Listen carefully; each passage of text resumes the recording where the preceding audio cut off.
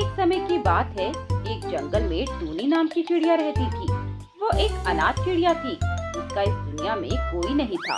वह अकेले ही रहकर अपनी जिंदगी काट रही थी। उसका जंगल में कोई भी दोस्त नहीं था, इसीलिए वह बहुत उदास रहती थी।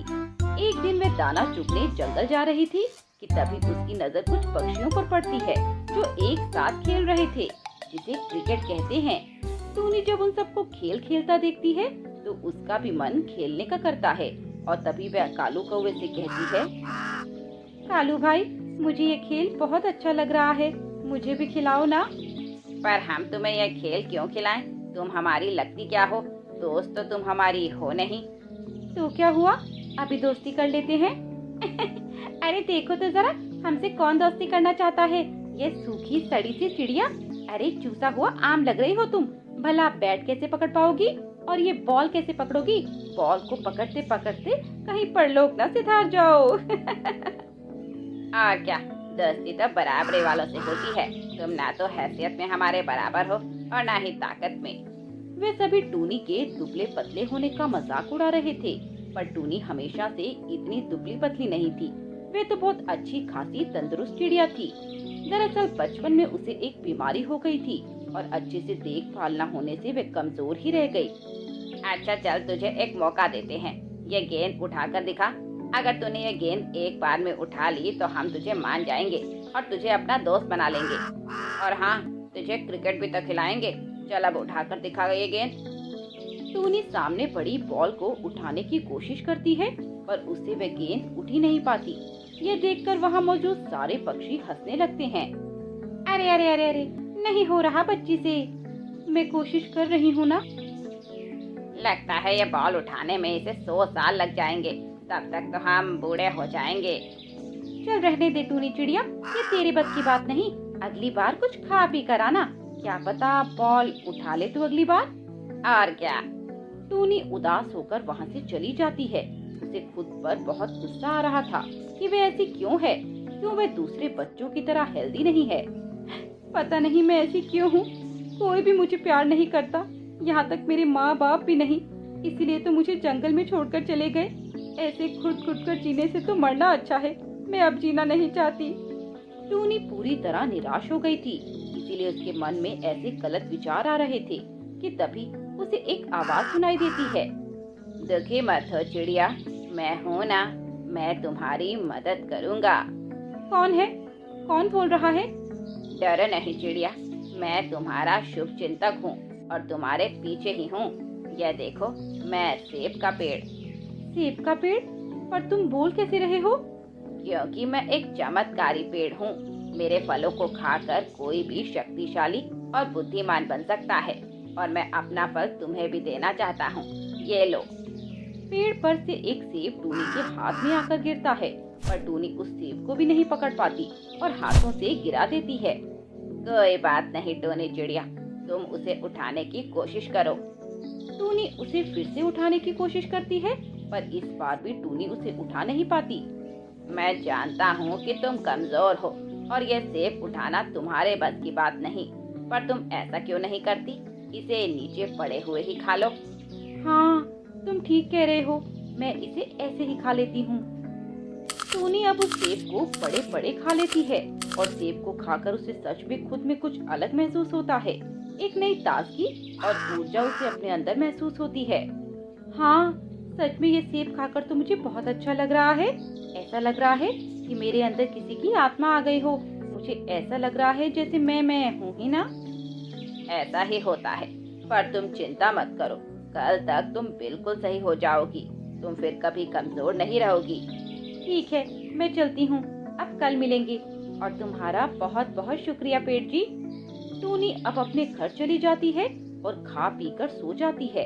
अगले दिन जब वह सोकर उठती है तो एक अलग ही चीज अपने अंदर महसूस करती है। ऐसा लग रहा है जैसे मैं मोटी हो गई हूँ। टूनी शीशे के अंदर खुद को देखती है और वह जो देखती है उसे देखकर हैरान रह जाती है। वह अब बहुत मोटी हो गई थी और सुंदर भी। फिर वह जल्दी से उस सेब के पेड़ के पास जाती है। देखो, मैं कितनी मोटी हो गई हूँ। हाँ, क्योंकि तुम्हारे शरीर की सारी कमजोरी अब दूर हो गई है। अब तुम जो चाहे वो कर सकती हो, भारी से भारी चीज अब तुम आसानी से उठा सकती हो। हाँ, सच में? इसके बाद वह उसी जगह पर जाती है जहाँ उन सभी पक्षियों ने उसका मजाक बनाया था। अरे वो देखो, वो टूनी फिर से आ गई। पर ये क्या, यह एक दिन में मोटी हो गई। यह तो बहुत ही पतली दुबली सी थी और यह तो बहुत सुंदर भी लग रही है। कहीं मेरी आंखें धोखा तो नहीं खा रही? क्या यह वही टूनी चिड़िया है? हाँ, मैं वही टूनी हूँ, पर इस बार मैं तुम्हारे साथ खेलने नहीं आई और ना ही तुमसे दोस्ती की भीख मांगने आई हूँ, बल्कि मैं तो तुम्हें ये दिखाने आई हूँ कि मैं ये गेंद और बल्ला दोनों उठा सकती हूँ। बात करते करते टूनी वो बैट और बॉल एक सेकंड में उठा लेती है और उसे इस तरह घुमाती है जैसे आज तक बड़े बड़े क्रिकेटर नहीं घुमा पाते। और टूनी का यह रूप देखकर सब हैरान रह जाते हैं और कालू और सोनू एक दूसरे से फुसफुसाते हुए कहते हैं, कालू, मैं क्या सोचता हूँ, हमें इस टूनी से दोस्ती कर लेनी चाहिए। यह आगे जाकर हमारे बहुत काम आएगी। ऐसे ताकतवर चिड़िया अगर हमारी दोस्त होगी तो जंगल का कोई भी पक्षी हमसे पंगा नहीं लेगा। हाँ, तू सही कह रहा है सोनू, चल इससे बात करते हैं। सुनो टूनी चिड़िया, हम तुमसे दोस्ती करना चाहते हैं। तुम जैसी दोस्त की हमें बहुत जरूरत है। ये सुनकर टूनी जोर जोर से हंसने लगती है। पर तुम मेरी दोस्ती के काबिल नहीं हो। मैं भला तुम सूखे सड़ी पक्षियों से दोस्ती क्यों करूं? वैसे भी तुमने ही कहा था ना कि दोस्ती बराबर वालों में होती है। अब मैं कहाँ और तुम कहाँ? माफ कर दो टूनी, हम गलत थे। हम आगे से ऐसा कभी नहीं करेंगे। पर हम सच में तुमसे दोस्ती करना चाहते हैं। बताओ क्या करना है? क्या तुम उस चट्टान को उठा सकते हो जैसे मैं कर सकती हूँ? टूनी उन्हें वह भारी भरकम चट्टान बड़ी आसानी से उठाकर दिखाती है। चलो, अब तुम ये करके दिखाओ। जिसने ये कर दिया, मैं उसकी दोस्ती अपना लूंगी। गौरी और लूसी तो वह चट्टान देखकर ही पीछे हो जाती हैं। बचे कालू और सोनू, वे दोनों उस चट्टान को हिलाने की कोशिश करते हैं, पर बहुत जोर लगाने के बाद भी वे उस चट्टान को टस से मस नहीं कर पाते। टोनी, हमसे नहीं हो पा रहा, कुछ और बता दो, हम वो कर लेंगे। वैसे लगता तो नहीं है कि तुम कुछ कर पाओगे। तुम मेरी दोस्ती के काबिल ही नहीं हो। नहीं नहीं, हम हैं, एक बार मौका तो दो। चलो ठीक है, ऐसा करो, तुम मेरे लिए मधुमक्खी का शहद ले आओ। जो भी मेरे लिए शहद लाएगा, मैं उसे अपना दोस्त बना लूंगी। इसकी दोस्ती के चक्कर में हम अपनी ब्यूटी खराब नहीं कर सकते। उन मधुमक्खियों ने हमें काट लिया तो। ना बाबा ना, मैं इसकी दोस्ती के चक्कर में अपनी शक्ल नहीं बिगड़ा सकती। कालू और सोनू जल्दी से उड़ते हुए जंगल में जाते हैं और मधुमक्खी के छत्ते से शहद निकालने की कोशिश करते हैं कि तभी वहाँ बहुत सारी मधुमक्खियाँ आ जाती हैं और उन दोनों को जगह जगह काट लेती हैं। सोनू और कालू का पूरा शरीर मधुमक्खी के काटने से सूज जाता है और वे दोनों वापस लौट आते हैं। उनका सूजा हुआ चेहरा देखकर वे सभी जोर जोर से हंसने लगते हैं। अरे ये क्या हुआ कालू, तेरा मुंह इतना सूजा हुआ कैसे है? और तुम सोनू, तुम्हारा भी यही हाल है क्या? मधुमक्खियों को तुम बहुत पसंद आ गए जो उन्होंने तुम्हें इतनी प्यारी निशानियाँ दे दी? अरे प्यार की निशानी नहीं, यह तो उन्होंने हमें काट लिया और हमारा ये हाल कर दिया। तुम दोनों तो इसमें भी फेल हो गए। अब बताओ मैं क्या करूं तुम्हारा? एक और मौका दे दो, बस आखिरी मौका। उम्मीद तो हमें तुमसे रत्ती भर की नहीं है। जब तुम इतना सा आसान काम नहीं कर सकते तो और क्या करोगे? नहीं, हम कर देंगे, बस आखिरी मौका। देखो, ये तुम्हारा आखिरी मौका था। अब तुम इसमें भी फेल हो गए। इसका मतलब तुम मेरे बराबर के नहीं हो और तुमने ही कहा था कि दोस्ती बराबर वालों में होती है, इसीलिए तुम मेरी दोस्ती के लायक नहीं हो। अब मैं चलती हूँ अपनी हैसियत के दोस्त बनाने। उन सभी को एहसास होता कि उन्होंने टूनी के साथ जो किया वे सही नहीं था, इसीलिए कभी किसी का मजाक नहीं बनाना चाहिए और ना ही किसी को कम आंकना चाहिए। टूनी की सोनू से अभी नई नई शादी हुई थी। शादी के बाद टूनी अपने ससुराल आ जाती है। टूनी बहुत ही संस्कारी चिड़िया थी। उसके ससुराल में पहले ही दिन उसकी सास उससे कहती है, अरे बहू, सोनू और तुम हनीमून के लिए कहाँ जा रहे हो? कहीं नहीं माँ जी, सोनू जी से मेरी इस बारे में कोई बात नहीं हुई। ठीक है, तो मैं उससे बात करती हूँ। अरे सोनू, बेटा सोनू, यहाँ तो आना। आया माँ। फिर सोनू अपनी माँ के पास आता है।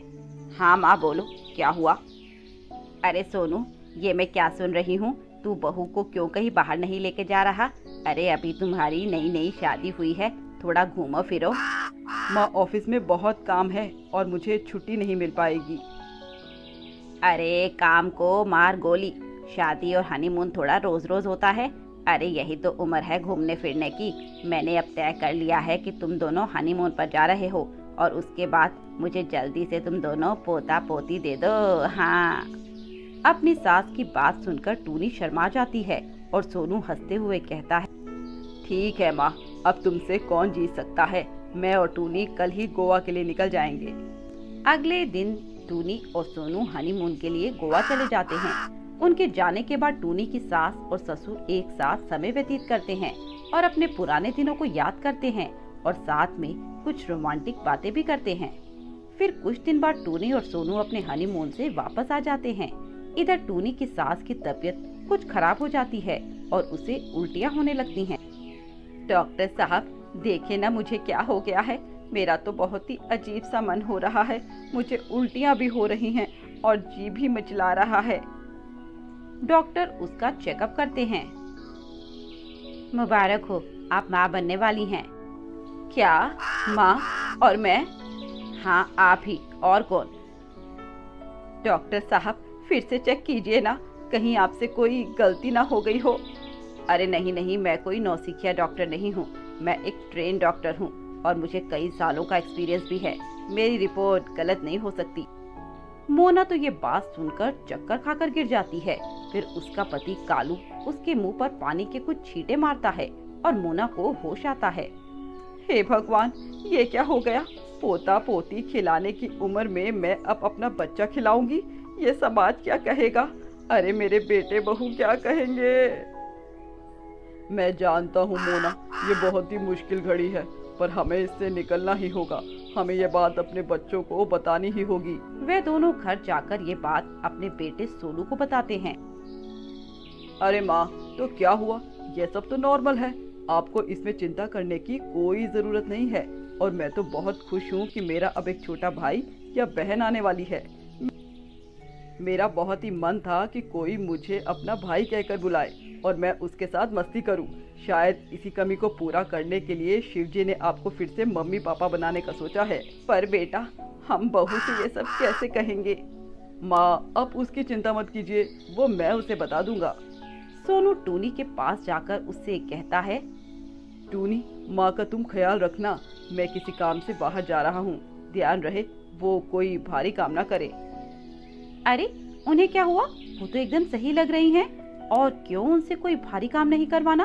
अरे वो माँ बनने वाली हैं क्या, जो तुम इतना ख्याल रख रहे हो उनका? अरे टूनी, मैं तुम्हें बताना ही भूल गया, मैं जल्द ही भाई बनने वाला हूँ और तुम भाभी। अब इस घर में एक बच्चे की रोने की आवाज आएगी क्योंकि माँ बनने वाली है। क्या क्या तुम क्या कह रहे हो? अरे क्या, मैंने तो यही कहा ना कि माँ बनने वाली है। हाय राम, मेरी तो किस्मत ही फूट गई। पता नहीं किस घर में मेरी शादी हो गई। छी छी छी छी, मुझे तो सुनते हुए भी शर्म आ रही है। टूनी गुस्से से आग बबूला हो जाती है और अपना सर पकड़कर बेड पर बैठ जाती है। अरे क्या हुआ टूनी, तुम इतनी उदास क्यों हो गई? तुम्हें तो खुश होना चाहिए। खुश नहीं, ये दुखी होने की खबर है। मैं अपने मायके वालों को क्या मुंह दिखाऊंगी? वो तो हंसेंगे मुझ पर। हाय राम, ये दिन देखने से पहले तूने मुझे उठा क्यों नहीं लिया? इससे तो अच्छा होता मैं मर ही जाती। ये क्या अनाप शनाप बोले जा रही हो टूनी? अरे वो मेरी माँ है और भला उन्होंने ऐसा क्या कर दिया जो तुम इतना बवाल मचा रही हो? चलो अब ये सब छोड़ो और माँ के लिए गर्म पानी कर दो। हाँ हाँ क्यों नहीं, मेरे मायके वालों ने तुम्हारी सेवा पानी करने के लिए तो मुझे भेजा है और अब मैं ये बच्चा भी पालूंगी। टूनी गुस्से में वहाँ से चली जाती है और रसोई में जाकर पानी गर्म करने लगती है। तभी वहाँ उसका ससुर कालू आ जाता है। अरे बहू, मेरे लिए एक कप चाय बना दो ना, और हाँ, पानी गर्म हो गया हो तो अपनी सासू माँ को दे आओ। देखो बहू, अब तुम्हें अपनी सास की देखभाल करनी होगी। इस उम्र में माँ बनना बहुत ही कठिन होता है।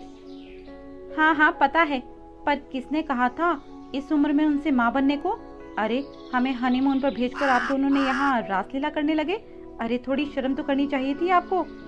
बहू, तुम मुझसे ऐसे बात कैसे कर सकती हो? अच्छा जी, तो तुम ये सब कर सकते हो, मैं कह भी नहीं सकती? बहू, हम भी ये नहीं चाहते थे, पर भगवान के फैसले को कौन टाल सकता है। जो होना होता है वह होकर ही रहता है। पर तुम ये सब छोड़ो और ये सोचो कि जब तुम्हारा कोई छोटा देवर या ननद होगी तो तुम्हें कितनी मदद होगी, और तुम्हारा भी तो मन लगा रहेगा। ठीक है, अब आप जाइए यहाँ से। मैं आपकी चाय बनाकर आपके कमरे में भिजवाती हूँ और पानी सासू माँ को देकर आती हूँ। वे पानी लेकर अपनी सास के पास जाती है और उसे खूब ताने देती है। मोना की इस उम्र में माँ बनने की खबर पूरे जंगल में आग की तरह फैल जाती है और सब पक्षी उसका मजाक बनाने लगते हैं और उसकी खूब खिल्ली उड़ाते हैं। अरे वो देखो वो जा रही है बूढ़ी गर्भवती माँ। अरे इसे शर्म नहीं आई ये सब करते हुए? अरे जिस उम्र में पोते पोती खिलाने चाहिए उस उम्र में ये अपने बच्चों को खिलाएगी? बताओ क्या जमाना आ गया है, इस उम्र में इसे जवानी सूझ रही है। एक दिन जब टूनी सब्जी लेने बाजार जा रही थी तब एक कबूतरी आकर उससे कहती है, टूनी मुझे तो तुम्हारे ऊपर बहुत तरस आ रहा है। अरे इस उम्र में तुम्हें माँ बनना चाहिए था, उस उम्र में तुम्हारी सास माँ बन रही है। बस भगवान ना करे तुम्हारी सास को एक लड़की हो गई तो फिर क्या होगा? अरे उसकी शादी का खर्चा तो तेरे पति के सर पर ही आएगा।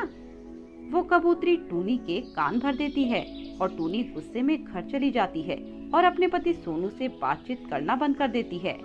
एक दिन वह अपना सामान पैक करके अपने मायके जाने लगती है, तभी सोनू उसे जाने से रोक लेता है। क्या हुआ टूनी, तुम कहाँ जा रही हो? मैं अपने मायके जा रही हूँ। पर क्यों? क्यों? अरे तुम्हें अच्छे से पता है कि मैं ऐसा क्यों कर रही हूँ। अरे तुम्हें तो अपनी इज्जत की कोई परवाह है नहीं, पर मुझे है।